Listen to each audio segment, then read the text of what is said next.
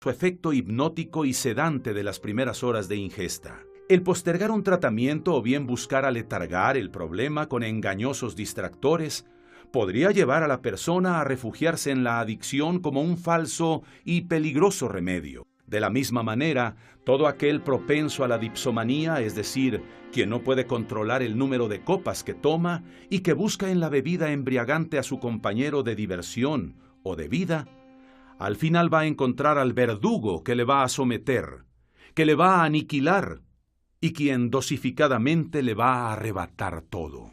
Bueno, mi nombre es Miguel Ángel, soy alcohólico y por la gracia de Dios soy un alcohólico en recuperación. En mi caso me tuvieron que decir, papá, tú no entiendes, muérete, tú ya no entras en esta casa. Una vez andaba yo también de ebrio, en mi silla de ruedas, y como seguramente quería seguir la parranda con alguien, primero, pues como buen, o sea, buscando que no estuviera tan feo el escenario, llevé a lavar mi coche. Me hicieron favor los lavadores de subirme a mi silla de ruedas, empezaron a sacar botellas, latas de cerveza, de refrescos, cigarrillos, todo lo que tiene el automóvil de un briago, de un enfermo alcohólico. Y ya que estaba limpiecito, me subieron, me preparé la siguiente copa, me eché en reversa y le doy un golpe a un BMW. Nuevecito, salió de agencia. De inmediato, lo único que llegó a mi mente fue la idea de huir. Y sí, salí disparado. Se me atravesó un joven y me lo llevé, voló. Eso no me detuvo, seguí mi huida y de pronto me metí en un callejón sin salida y en el retrovisor empecé a ver cómo una camioneta se acercaba lentamente. De pronto, a la altura de la nuca, escuché cómo me cortaban cartucho. Y yo pensé que había llegado el día de mi muerte. Solamente me golpearon y me aventaron como un trapo al otro asiento, me condujeron al autolavado, me hicieron ver los daños que había causado. El chamaco que había atropellado, gracias a Dios no le pasó nada, pero pues, ahí estaba para insultarme y para levantarme cargos. Y después de 7 horas que me tuvieron ahí privado de mi libertad, exigiéndome que les pagara el daño, yo como ya había acabado con todo mi dinero y como nadie iba a responder por mí, se los hice ver, nadie ve por mí, soy un alcohólico, vivo en la calle, en mi vehículo. Recuerdo que después de esas 7 horas de intentar cobrarme, con una mirada de desprecio, se me quedaron viendo y me dijeron, vete de aquí. Eres un caso perdido. Si te vas a matar, mátate en otra delegación, por favor. Me sentí yo muy lastimado, en mi amor propio, muy humillado. Pero ¿qué crees? Fui a buscar otra copa de alcohol. Esa es la naturaleza de un enfermo alcohólico. Puede vivir la peor humillación, la peor tragedia, e inmediatamente lo que busca es otra copa de alcohol. Sí, señor. El vino puede sacar cosas que el hombre se calla, que deberían salir cuando el hombre bebe agua. Va buscando pecho dentro por los silencios del alma y les va poniendo voces y los va haciendo palabras. A veces saca una pena que por ser pena es amarga. Sobre su palco de fuego la pone a bailar descalza. Baila y bailando se crece hasta que el vino se acaba y entonces vuelve la pena a ser silencio del alma. Resulta imperativo enseñar a los jóvenes desde temprana edad las características de un alcoholismo incipiente. Con suma frecuencia piensan y hablan de la bebida jactanciosa y divertidamente, creyendo que el desafiar las reglas de la sociedad, como el tomar antes de la mayoría de edad, los convierte en héroes ante los amigos. Y piensan que el experimentar un estado de embriaguez los hace más grandes e importantes. Muchos adolescentes que se inician en el consumo del alcohol se sienten obligados a repetir lo mismo que sus compañeros hacen con tal de no quedar excluidos del grupo.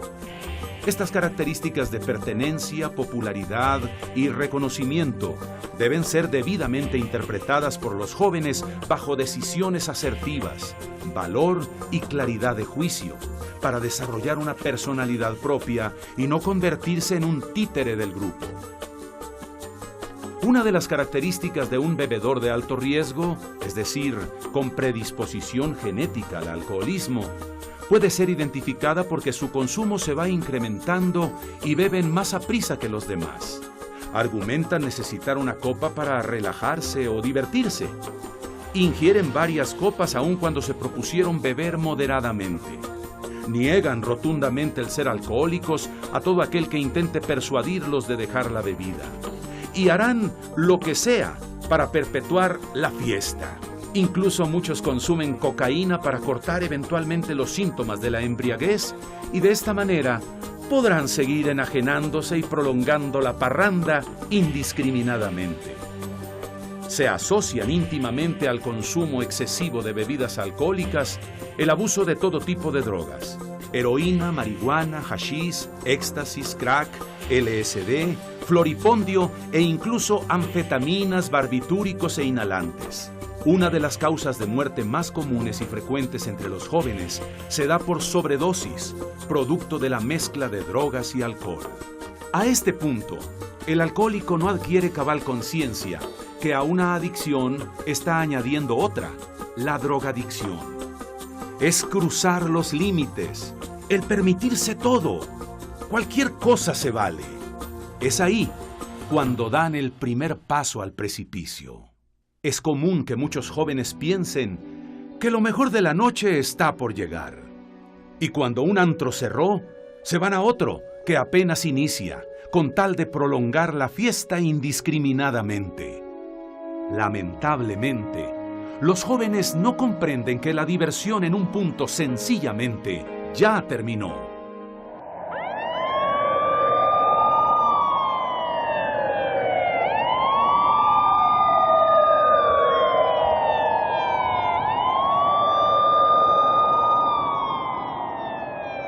Y desafían la velocidad, la lujuria y los límites, en una euforia excesiva de pagar el precio que sea por solo unos instantes más de emoción.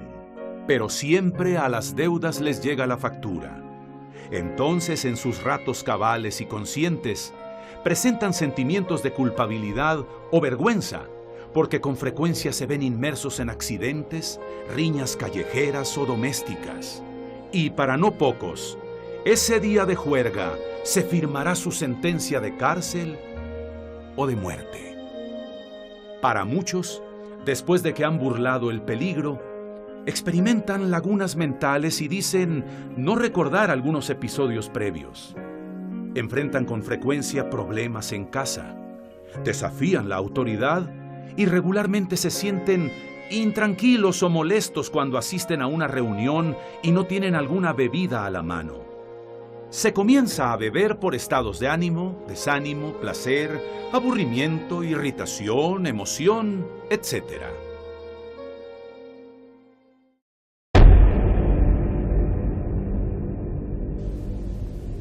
Hola, mi nombre es Alejandra y soy alcohólica. 12, 13 años. Después de la secundaria conocí a un muchacho y pues no nos casamos, pero vivimos juntos. Ya me casé y dije, bueno, ya para qué estudio, pero seguí tomando. Y con él tuvo muchos problemas también. Él me quiso sacar del alcohol y decía, si no me quieres, si no tomas es que no me quieres. Y entonces, lejos de que él me ayudara, yo lo arrastré y él también empezó a tomar. Y hasta que luego tenemos problemas y yo me embaracé. Sí tenía miedo porque pues es de alto riesgo, ¿no? Pero no, bendito Dios, sí, nació bien mi niño. Pero él, tenemos muchos problemas, él y yo, por el alcohol. Dice, es que yo no te quiero ver así. Le dije, si no me quieres ver así, no me quieres, porque así me conociste. Y luego me agarraba depresión. El mismo alcohol, de la felicidad, pasaba la tristeza. Y tomaba más. Y me pone a llorar. Me ponía bien loca y le pegaba a mi esposo y le pegaba a mi hijo también. Yo tenía problemas con mi esposo, por lo mismo, que quería que dejara el alcohol y yo no quería. Dije, es mi cuerpo y es mi vida, ¿a ti qué te afecta? Y así me afecta porque pues ya robaste cosas, ya las empeñaste, a tu niño cómo lo tienes, a mí me golpeas también. Y tengo muchos problemas. Y entonces mi niño tenía una fiesta infantil y yo le iba a llevar, pero tenía problemas con mi esposo y que me da coraje, que le digo, vente, lo agarro de la mano y lo llevo a la fiesta.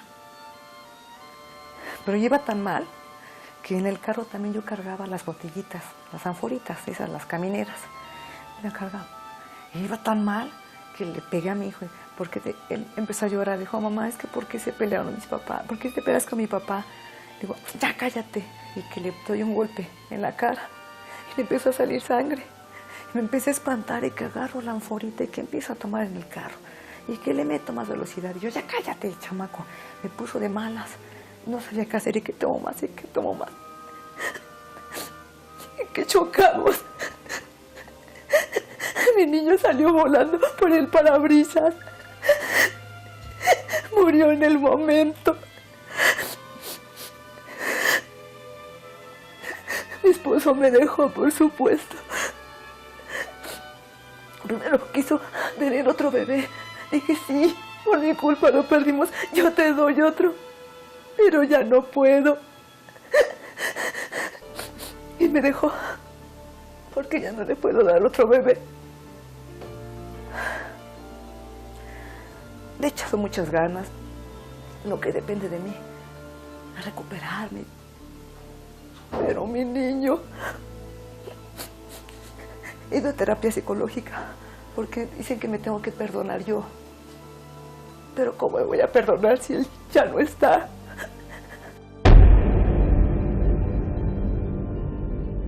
El deseo imperioso por tomar aumenta progresivamente a medida que los mecanismos inhibitorios van debilitándose, hasta que acaban por fallar. Bebedores habituales que ya han desarrollado tolerancia ante el alcohol, cada vez tienen que beber mayores cantidades para conseguir el mismo efecto.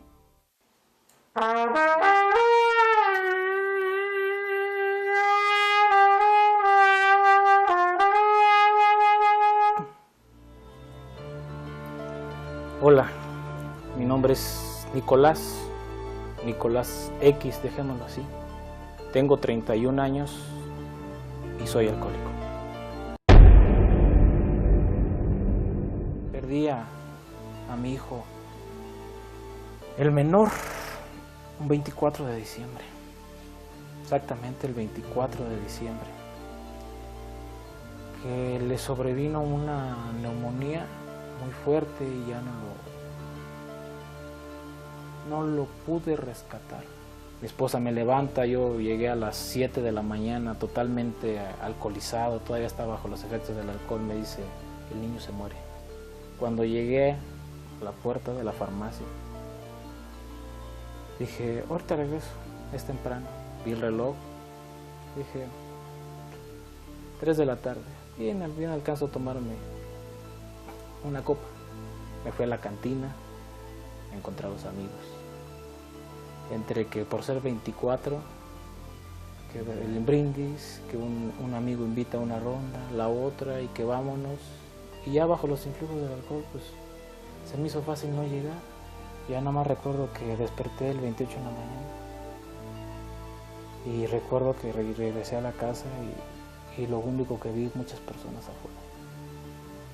¿Cuál fue mi inocencia?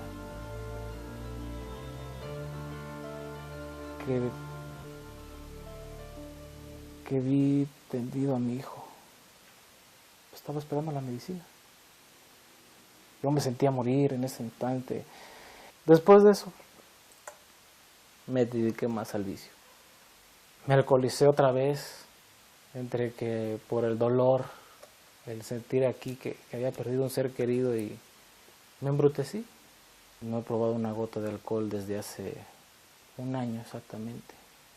No los he buscado porque realmente no tengo cara. No tengo absolutamente la cara para poderme mostrar ante ellos y decir perdón. Yo no tomo porque perdí muchas cosas en la vida y lo más importante para mí, mis hijos y mi familia, mi esposa. Soy alcohólico, mi nombre es Nicolás X y tengo 31 años y solo por hoy no beberé. El vino saca cosas que el hombre se calla, cosas que queman por dentro, cosas que pudren el alma, de los que bajan los ojos, de los que esconden la cara. El vino entonces libera la valentía encerrada y los disfraza de machos como por arte de magia. Y entonces son bravucones hasta que el vino se acaba, pues del matón al cobarde, solo media la resaca. Una abrumadora mayoría de adultos beben y un enorme porcentaje lo pueden manejar, es decir, pueden controlar el número de copas e identificar saciedad. Aunque no es de extrañarse que alguna vez, incluso, hayan llegado a experimentar una o más borracheras, y eso no significa que sean alcohólicos. Finalmente, en las etapas tardías, cuando la persona ya no puede consumir más alcohol porque ya le está provocando daño en diferentes órganos del cuerpo, o porque ya su situación familiar está totalmente en una situación de crisis, entonces reemerge todo este sufrimiento y se expresa en la forma de trastornos muy graves del estado de ánimo, intentos de suicidio, fenómenos de duelo patológico espantosos, ¿no? Aquí quisiera, por ejemplo, platicarte una historia, ¿no? Dentro de este perfil de testimonios que te interesa, un caso de una persona que tiene un fenómeno de alcoholismo, tiene un traumatismo craneoencefálico en algún momento, o sea, se cae, ¿no?, en alguna intoxicación alcohólica y desarrolla una lesión cerebral por la caída que le afecta su lóbulo frontal del lado izquierdo. Como suele suceder, su relación familiar es muy mala, ¿no? Se va alejando mucho de su familia, sobre todo tenía un hijo al que sí quería mucho, pero del que se va alejando mucho, y el alcoholismo lo va como anestesiando emocionalmente, lo va volviendo cada vez más indiferente a los problemas del hijo, que va creciendo. Esto atraviesa la adolescencia, el hijo se siente abandonado por su padre, está en una situación muy precaria socioeconómica, y finalmente el hijo tiene un suicidio, ¿no? Entonces el padre alcohólico entra en un estado de duelo patológico muy grave, donde experimenta alucinaciones de encontrarse como en el infierno. Incluso nos dejó algunos de sus dibujos, que son muy dramáticos, ¿no?, porque está él mismo ahí quemándose en las llamas del infierno, etc.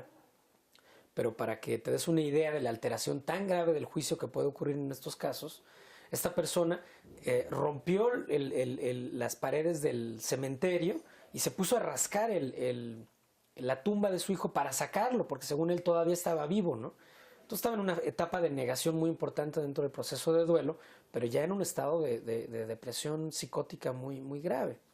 Entre una etapa de alcoholismo y otra pueden mediar años. Depende del organismo y circunstancias propias del individuo, lo cual puede acelerar o espaciar el proceso.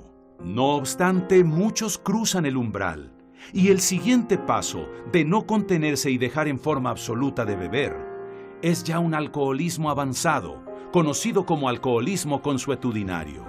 En esta estadía se puede perder la vida y la salud mental. Generalmente el alcohólico se encuentra solo, sin familia, sin trabajo, sin amigos. Empiezan a vender todas sus pertenencias para conseguir dinero para la bebida. Toman crónicamente y se manifiestan signos de abstinencia severos entre las 12 y 48 horas después de haber dejado de beber, como temblor, agitación y desesperación por ingerir alcohol. Y de no haber disponible una bebida embriagante, habrá quien eche mano incluso de un frasco de alcohol puro o de alguna loción.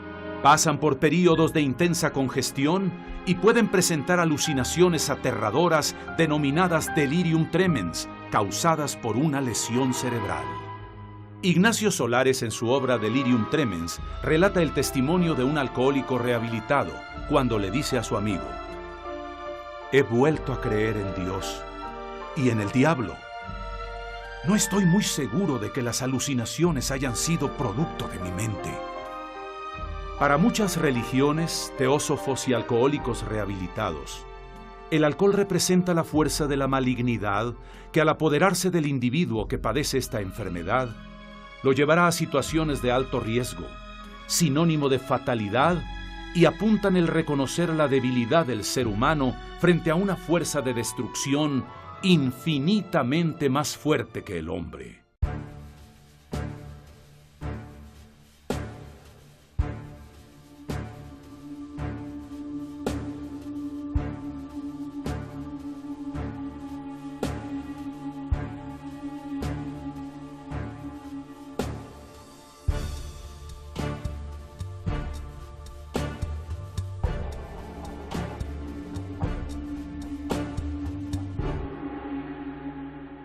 En una de las cartas que se dirigieron, Bill Wilson, cofundador de Alcohólicos Anónimos, y Carl Jung, se demuestra la contundente necesidad de lograr una sanidad interior sustentada en la fe, cuando Jung le dice: como ve, alcohol en latín significa spiritus, y se utiliza la misma palabra para describir las experiencias religiosas más altas como para el veneno más depravador. Una fórmula útil, por lo tanto, es spiritus contra spiritus. Sin segundas lecturas o intenciones, Wilson claramente le atribuye al consumo del alcohol una fuerza espiritual maligna. De aquí parte el sustento fundamental de los Alcohólicos Anónimos, que es el percibir al ser humano en un todo, cuerpo y alma. Porque al comprobar la fuerza destructiva que se instala en el alcohólico, se le pide rendirse ante una fuerza espiritual divina, con la férrea determinación de recuperarse. Tesis probada y comprobada en millones de personas rehabilitadas, quienes a través de una fervorosa entrega del padecimiento a un ser superior y reconociendo humildemente su impotencia para curarse, se han cobijado en una comunidad como Alcohólicos Anónimos o Grupo 24 Horas, que sin juzgarlos ni obligarlos, genuinamente fortalecen su voluntad para experimentar una vida luminosa en sobriedad. Cabe señalar que Alcohólicos Anónimos surgió en 1935 y es la agrupación a nivel mundial más experimentada con resultados tangibles. En la actualidad, funciona a través de más de 100.000 grupos locales en unos 150 países y registra el mayor número de personas rehabilitadas en el tratamiento del alcoholismo. Pero la única condición para el alcohólico es dejar de beber. Solo así encontrará el rostro de su enfermedad, la salida al final del subterráneo. La fuerza para lograrlo la encontrará en el poder espiritual y en la invaluable ayuda familiar, cuando ésta reconozca al alcohólico como un enfermo. Entre todas las razones que llevan a las personas a beber, hay un inquietante factor común entre todos los asiduos bebedores: una infructuosa búsqueda que se convierte en una sed de descubrir un algo que defina su existencia.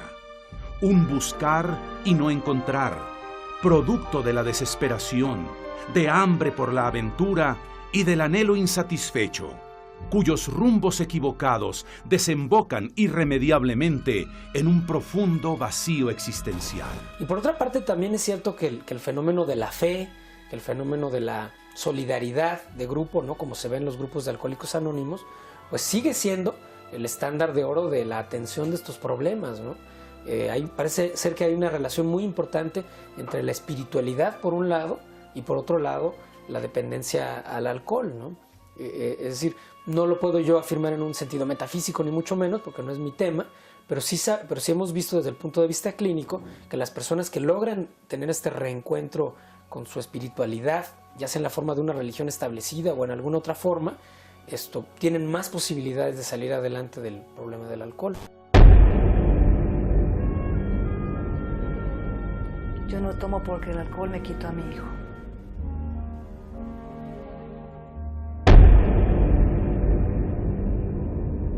Tal vez aquí hay una explicación y al mismo tiempo una solución para aquel que reconozca todo el dolor que su adicción ha dejado por su paso y se decida a perfilar su propio destino y no convertirse en una marioneta a merced de él mismo y de sus propios instintos.